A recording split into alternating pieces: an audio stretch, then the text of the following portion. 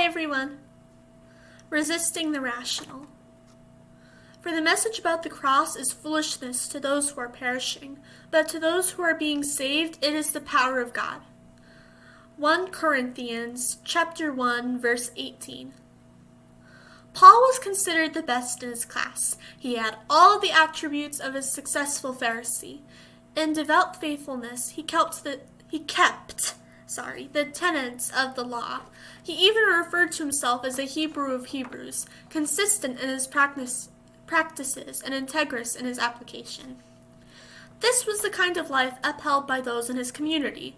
His values merited success. His dedication warranted praise. His wisdom called for honor and recognition. But when Paul encountered Jesus, none of that carried any weight. It mattered only as much as it was surrendered to Christ through the cross. When Jesus came to earth, he ushered in a season of disruption. Its effect rippled across every nation throughout the ages. The Savior's coming disrupted every system, shaking the foundation of religious tradition in every way. Those who were esteemed in the faith were abased by the cross. Those who were lifted high in the law were brought low before the cross. Jesus literally turned life upside down and presented a view of God that was anything but what the pious had imagined. Because of the cross, we now walk in truth, a truth that is counter to nearly everything on earth. Through Christ, we find our lives by losing them, we gain treasure by giving it away, and we rise only as much as we are willing to fall.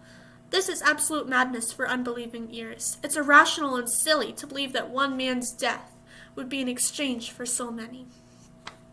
But this message of foolishness is the message by which we live.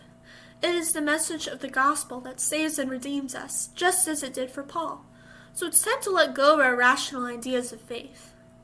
Leaning into the insensibility of the cross is the only way we'll make sense of God's work in our lives. Heavenly God, we confess our tendency to accept only what seems reasonable. Disarm us with your wisdom and make us fools for Christ. Have a great day, everyone.